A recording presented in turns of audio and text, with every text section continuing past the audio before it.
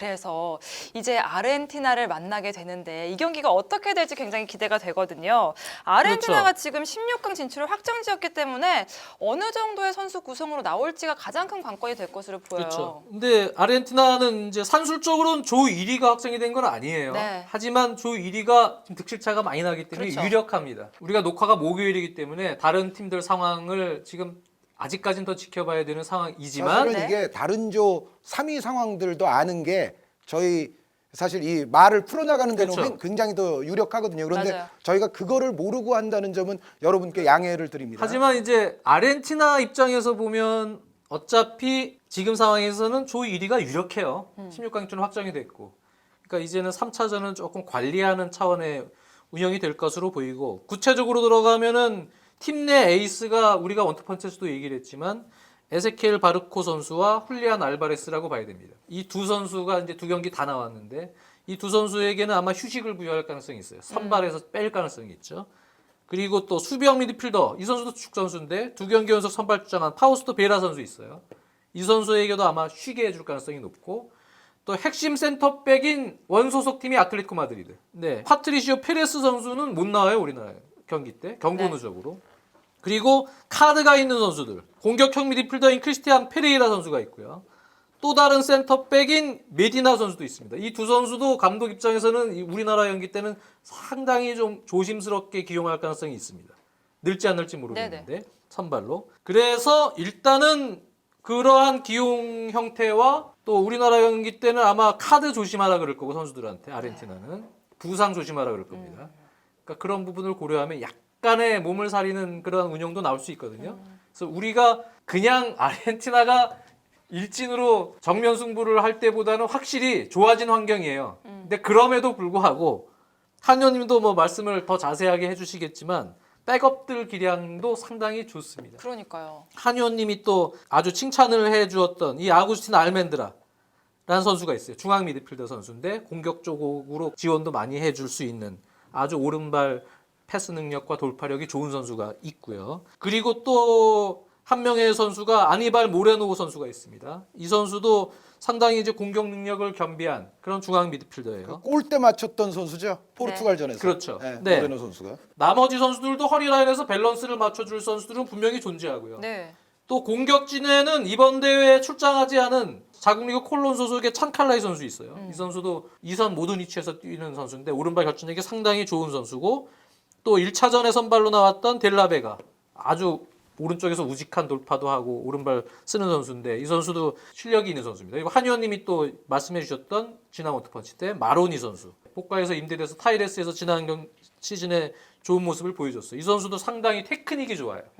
오른발 쓰면서 많이 2선에서 다 뛸 수 있는 선수인데 그리고 또 왼발킥 좋은 지난 2차전 포르투갈전 나왔던 우루시 선수 또 최전방의 장신 공격수 가이치 어떤 조합으로 나오더라도 에이스 한 2명 빼도 우리 수비진들은 계속 긴장할 수밖에 없는 라인업이에요. 그래서 근데 여기서 일부 이번 대회에서 기용을 조금 많이 못 받을 수 가능성이 높은 선수들은 동기부여가 엄청 셀 거예요. 그렇죠. 왜? 스카우터들이 다 보고 있습니다. 항상 그렇죠. 그렇죠. 네. 맞아요. 그래서 그러니까 그런 선수들을 사실 더 조심해야 됩니다. 네. 그래서 사실 이 아르헨티나전도 상당히 우리가 지금 쉬운 상황은 아니고 우리는 이제 풀 전력으로 나오겠지만 기본적으로 그 정종용 감독도 그런 생각을 하고 그냥 아르헨티나가 풀 전력으로 나온다 생각하고 경기에 임해야 될 겁니다. 장 의원님의 지적대로 저는 에세키엘 바르코 선수, 훌리안 알바레스 선수는 반드시 빠진다고 봅니다. 네, 이 두 선수는 기본적으로 선발 아니라고 보는 게 좀 더 이제 정확한 예측이 될 가능성이 있고 저는 이제 페드로 델라베가 같은 선수가 이제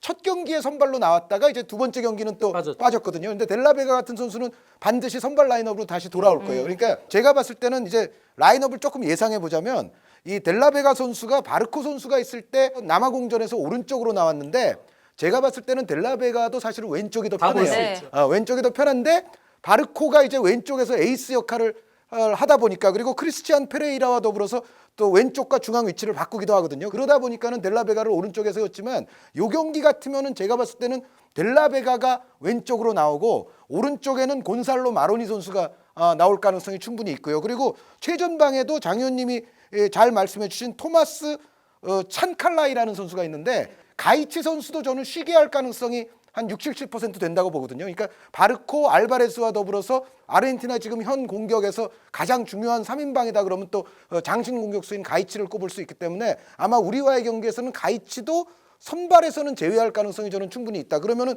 그 위치로 갈 이 찬칼라이 선수가 그 위치를 대체할 가능성이 있는데 제가 이 아르헨티나 쪽 화면들을 조금 찾아보니까 찬칼라이 선수도 괜찮아요. 가이치 선수와는 또 다르게 가이치 선수는 이제 체격 조건이 좋으면서도 좀 다재다능한 면이 있지만 찬칼라이 선수는 정말 다양한 움직임이 위치를 좋아요. 소화할 수 있고 이 볼 키핑이라든가 기본기 그리고 결정력. 수비수 한두 명을 벗겨내는 능력 여기에 또 침착한 마무리까지 굉장히 여러 가지 능력을 갖고 있는 포워드로 보입니다. 그래서 찬칼라이가 원톱으로 나오더라도 그리고 말씀드렸던 대로 델라베가가 왼쪽 마로니가 오른쪽 이런 식의 구성이 되더라도 우리로서는 이 거북한 상대임에는 틀림이 없다. 그리고 이제 아르헨티나 이 대표팀의 특성이 이번 대회에서 보면은 남아공전에서는 물론 남아공 퇴장 이후에 대량 득점까지 나오긴 했습니다만 전체적으로 지금까지 하는 걸 보면 사실 포르투갈전에서도 포르투갈은 강팀이니까 더 그런 면도 없지 않습니다만 아르헨티나가 약간은 수비적으로 밸런스와 실리지향적인 경기를 하면서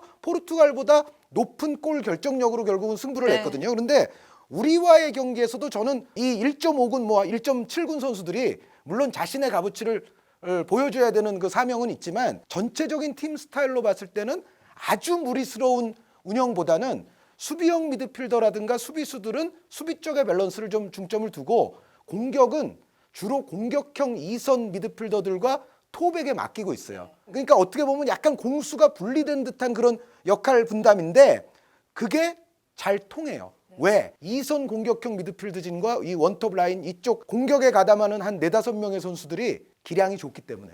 예, 그러니까 전체적으로 뭐 라인을 엄청나게 모두가 끌어올려서 지속적으로 공격을 퍼붓지 않고도 공격형 미드필더들과 공격수 선수들의 기량만으로도 2-3명이서 좋은 찬스를 그냥 만들어버리고 하는 장면들이 아르헨티나가 상당히 많고 또 흘러나오는 볼에 대한 또 미드필더 선수들의 중거리 슈팅 능력이 다들 좋고 그렇기 때문에 우리 입장에서는 분명히 까다로운 상대인 것만큼은 틀림없다. 그러니까 우리로서는 전체적인 상대의 윙포워드들이라든가 공격수의 어떤 개인기의 선수들이 쉽사리 흔들리거나 또 반대편 공간을 너무 많이 허용할 경우에는 수비적으로 좀 위험한 상황이 초래될 공산이 크다라는 생각입니다. 아르헨티나 지금 분석을 해주셨는데 그렇다면 우리가 포르투갈전에서는 좀 선수비 후역습 이런 전술을 많이 썼잖아요. 이번에는 아르헨티나 좀 어떻게 공략해야 될까요? 아르헨티나에 대한 전술적인 부분을 말씀을 드리면 아마 정종윤 감독도 분석을 했겠지만 이 팀의 패턴이 있어요. 네. 기본적으로는 4-2-3-1 운영을 합니다.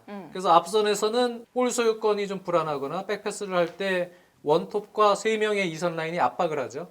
그 압박을 풀어냈을 경우에 허리에는 2명의 중앙 미드필더가 있지만 바로 측면 풀백들 오르테가 또 모우라 이런 선수들인데요. 그런 선수들이 1대1로 상대 윙어에게 부딪혔을 때가 단점이 많이 나옵니다. 남미 그 선수권 대회 했을 때도 20세 이하 했을 때도 마찬가지고 이번 대회에서도 그렇습니다. 그래서 이 감독이 보면 2선 라인들의 대부분이 테크니션이 한두 명 있긴 있어요. 발재간이. 근데 기본적으로는 운동 능력, 스피드가 다 있고 그런 선수들을 좀 선호해요. 가이치 같은 유형도 있지만 그 앞쪽에서 끊었을 때는 바로 나가는 능력이 좋지만 그게 압박이 풀렸을 때는 윙포드들이 압박하다가 바로 측면 수비로 전환이 못 돼서 빠른 전환을 허용했을 때는 측면 수비들이 좀 약점을 그대로 1대1에서 윙어들에게 당하는 경우들이 있어요. 그런데 만약에 그런 운영이 계속 지켜지죠. 포르투갈전처럼. 그러면 후반 들어가면 예를 들면 웨이간트 같은 선수가 있어요. 이런 선수 웨이간트 선수 기용될 가능성이 높아요. 예, 이 선수는 오른쪽 풀백도 보고 윙어도 보고 윙백도 보고 미드필더도 봅니다. 네. 근데 상당히 다부지고 공격력도 있고 탄탄한 선수예요. 이런 선수들 아예 오른쪽 미드필더로 놓고 플랫한 4-4-2로 바꿉니다. 그래서 아예 잠그는 형태로 가요. 4-4-2로 투톱으로 바꿔놓고. 그 웨이간트 선수 포르투갈전에 막판에 기용한 게 이제 그런 그렇죠. 효과를 노리고 그렇죠. 기용한 거예요. 네, 그리고 이제 잠근다는 얘기죠. 안전하게. 그러니까 우리는 사실 그 전에 상대 압박을 풀어내는 방법, 네. 쇼패스를 하는 게 위험성이 크면 오세훈 선수 쪽으로 향해야 되는데 오세훈 선수 쪽으로 갔을 때는 세컨볼 싸움을 어떻게 해줘야 되느냐. 엄원상이나 이런 선수가 중앙으로 들어오면서 빠르게 남아공이 우리랑 전반전 했던 것처럼 그렇게 가느냐. 아니면 그걸 풀 수가 있느냐. 네. 김정민이나 이런 선수를 통해서 풀게 된다면 엄원상 같은 선수들 빠른 선수들에게 얼만큼 측면 배우로 빨리 전개시켜서 그쪽에서 수비 라인을 좀 흔들어 놓고 그리고 이제 공격적으로 전개시켜서 우리가 골을 만들어낼 수 있느냐 그런 방법을 찾아야겠죠. 그래서 아마 정종용 감독도 이 팀에 대해서 지금 영상 자료들을 많이 확보를 해놓고 특성들을 보고 있기 때문에 분명히 어떤 컨셉을 준비를 할 겁니다. 근데 이제 그게 먹혀들어야 되는데 문제는 선수가 지금 다 많이 바뀐다는 거예요. 그쵸. 이 바뀐 선수들에 대한 특성에서의 또 조합은 조금 달라질 수가 있거든요. 맞아요. 팀 스타일 자체가 그러니까 그런 부분들을 이제 우리가 사전에 조금 방어하기 위해선 한현님도 얘기했지만 지금 대략 보면 누가 나올지 대충 보이거든요. 네.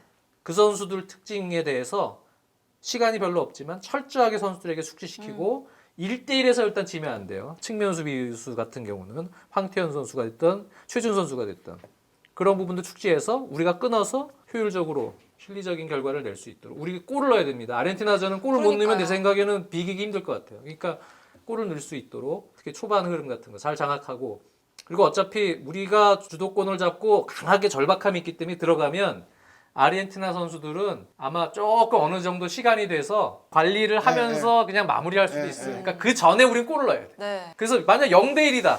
근데 다른 조 상황이나 이럴 때 보면 조일이 확정이다. 이렇게 되면 아르헨티나가 조금 풀어지겠죠. 풀어지기 아무리 그 1.5군 선수들이 열심히 하려고 그렇죠. 해도 또 팀 전체로서의 분위기라는 게 있는 거거든요. 근데 초반에 골을 못 넣으면 문제가 발생이 될 수 있어요, 전반에. 그러니까 우리는 전반에 웬만하면 우리가 승기를 잡을 수 있는 득점을 해서 우리가 원했던 페이스대로 끌고 갈 수 있도록 그렇게 만들어 놓는 게 중요합니다. 지금 연관된 말씀인데 지금 장 의원님이 전반전에 우리가 골을 못 넣을 경우에 조금 걱정이 될 수 있다 그 말씀하셨잖아요. 근데 저는 거기서 조금 더 이제 부정적인 우려를 하면 전반전에 이른 실점은 우리에게는 매우 안 좋습니다. 안 좋죠.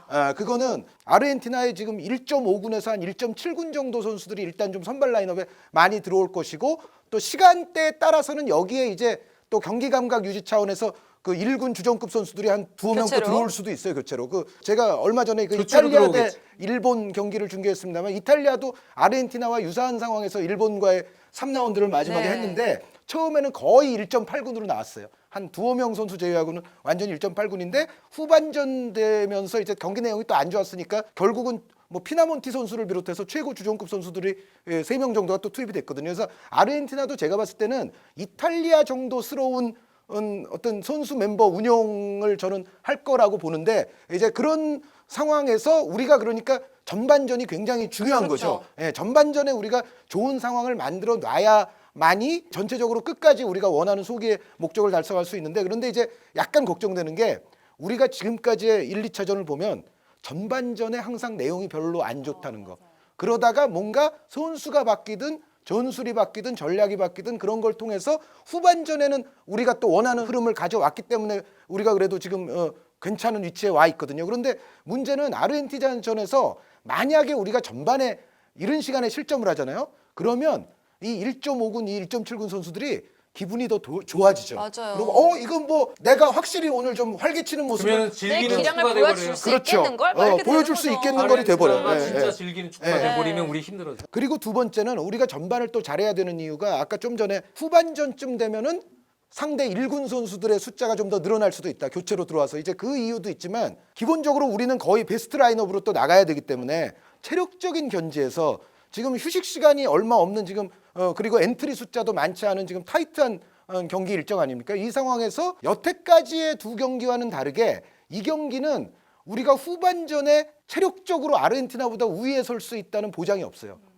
그러니까 포르투갈전이나 남아공전은 정종용 감독의 체력 훈련이 후반전에 조금 빛을 발하는구나 이런 인상을 받았거든요. 그런데 이 경기는 제가 봤을 때는 아르헨티나가 좀 더 풍성한 로테이션을 돌릴 거기 때문에 우리는 뭐 사력으로 다해서 지금 임할 것이고 그래서 여태까지처럼 전반에 나빴다가도 후반에 우리가 좀 흐름을 뒤집는 그게 이 기대할 수 경기는 없다. 어려울 수도 있거든요. 그러니까 장 의원님 말씀대로 전반이 정말 중요하다. 아르헨티나는 두 경기에서 지금 7골이나 넣었고 우리는 수비수 김현 선수 빼고는 한 골도 못 넣었단 말이에요. 딱 한 골 넣었죠. 그렇기 때문에 누군가가 해줘야 되는데 대체 누가 해줘야 될까요? 우리가 기대할 수 있는 정말 찬스를 만들어내는 건 물론 우리 플레이메이커의 이강인의 발끝으로부터 뭔가 이제 상황이 만들어져야 되겠지만 결국은 오세훈 선수, 엄원상 선수에게 또 많은 것이 달려있을 공산이 크다. 그러니까 그 얘기를 또 왜 드리냐면은 아르헨티나가 이 밸런스를 잘 갖춘 축구를 하고는 있는데 은근히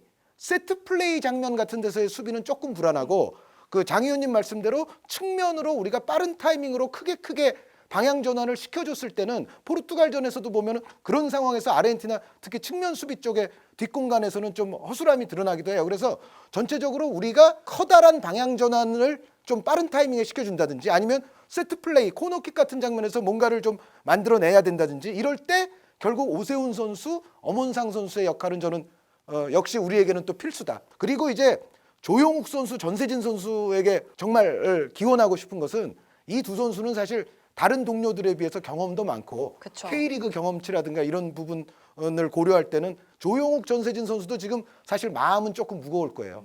본인들의 어떤 명성이라든가 성과에 비해서는 지금 뭔가 보여줘야 되는데. 현실적으로 나온 게 없거든요. 그래서 저는 이 경기는 물론 이강인, 오세훈, 엄원상 이 트로이카는 우리 공격의 특성적으로 봤을 때는 이제 키 플레이어들이 되는데 여기에 좀 가급적이면 조용욱이라든가 전세진 선수도 이번에는 골을 터뜨리는 모습이 한번 나와주면 네. 우리가 또 16강 가서까지도 아마 우리에게는 크게 도움이 될 거고 이 두 선수가 골 득점에 있어서의 사기를 저는 회복할 필요가 있는 경기가 돼야만 한다고 보거든요. 그리고 이 경기는 한 의원님도 말씀드렸지만 상대 특히 셋피스 할 때 주축 수비수 센터백인 페리스는 못 나와요. 거기에 메디나 선수가 카드가 있기 때문에 어떻게 할지 모르겠어요. 그러면 백업 중에 센터백이 한 명 있어요. 센투리온이라는 선수라고요. 네, 이 센투리온 같은 선수가 있는데 그 선수에다가 어떤 선수를 파트너로 넣을지 모르겠어요. 근데 이 선수가 나올 수도 있거든요. 예를 센투리온 들어 선수가. 또 산티아고 소사 같은 선수가 수비로 내려올 수도 있겠어요. 그렇습니다. 그런데 네우엔 페레스 선수가 빠지니까 제 생각에는 아마도 10중 8구 아르헨티나의 중앙 수비 높이는 약간 그러니까요. 낮아질 거예요. 그래서 세트피스가 중요합니다. 네. 우리가 오세훈 같은 카드를 잘 활용해서 아마 가이치 선수를 제가 그래서 혹시 넣을 가능성이 있다. 왜 그러냐면 센터백의 키들이 낮아지니까 세트 네네. 수비할 수비할 때는 때 도움이 가이치를 지금 되더라고. 집어넣어야 되거든요. 그 수비 쪽으로. 그렇다면은 이제 오세훈 카드를 더 적절히 활용해야 되고 핵심 선수 말씀을 해줬지만 저는 이번에도 센터백 공격 가담이 중요하다. 김현우 선수가 그게 큰 부상은 아니래요. 네네. 그래서 아마 또 나올 수도 있을 것 같은데 김현우가 됐던 이재익이 됐던 이런 선수들이 오세훈 쪽으로 집중됐을 때 오히려 이 선수들에게 찬스가 나올 수 있어요. 이강인 킥에서. 네, 이렇게 아르헨티나전 분석까지 마무리했습니다. 우리가 다 분석을 했으니까 이제 선수들은 경기를 치르기만 하면 되는데 어떤 경기가 나오게 될지 꼭 잘해서 16강 진출하기를 한번 기원해 보겠습니다.